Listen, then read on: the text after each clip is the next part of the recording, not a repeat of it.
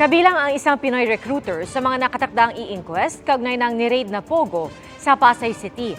May natuklasan din ang otoridad na isa umanong torture chamber sa loob nito. Saksi si Salima Refran. Biyernes ng gabi nang i-raid ng Philippine Anti-Organized Crime Commission, Department of Justice at PNP staff ang gusaling ito sa Pasay City. Hindi pala ito basta Pogo lang, kundi isa umanong prostitution den at scam hub. Sa loob nito, natuklasan pa ng mga otoridad ang isa umanong torture chamber.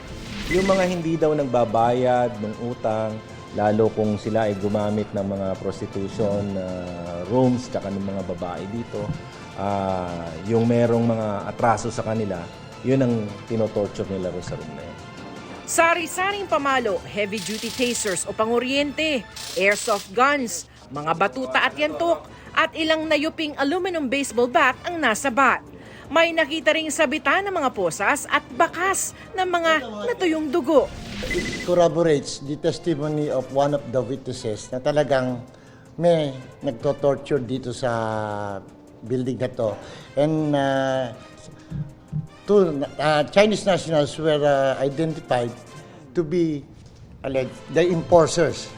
7 Pinay at 2 dayuhan ang na-rescue sa prostitution aquarium at spa. 6 naman ang nakatakdang i-inquest para sa sex trafficking. 5 Chinese nationals at 1 Pilipino na recruiter pa umano.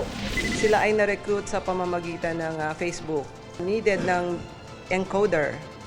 Pero nung actual nila pinuntahan, nalaman nila na ang magiging trabaho nila ayun nga, isa sa mga ipoprostitute dito. May nahuli pa ang mga miyembro ng staff na 3 Chinese na nagtangka umanong tumakas. Nagsimula na ang immigration inquest para sa halos 500 foreign nationals para sa mga paglabag sa kanilang pananatili sa bansa. Ang ni-raid na Pogo, malapit lang sa City Hall at stasyon ng pulis. Ayon sa Pasay City Police, makikipagtulungan sila sa iniutos na investigasyon ng DILG kaugnay nito. We are not really allowed to operate on Pogos kasi ang only the PAOK was designated to be the agency allowed by the government to operate on Pogos. Meron naman kami mga nare-rescue na mga individual sa mga different Pogos. Sabi ng PAOK, nagbigay ng intel sa kanila ang Pasay Police para sa operasyon. Patuloy naming sinisikap na makuha ang panig ng Pasay City LGU pero wala pa silang ibinibigay na pahayag. Para sa GMA Integrated News, ako si Salima Refran, ang inyong saksi. Mga kapuso, sama-sama tayong maging saksi.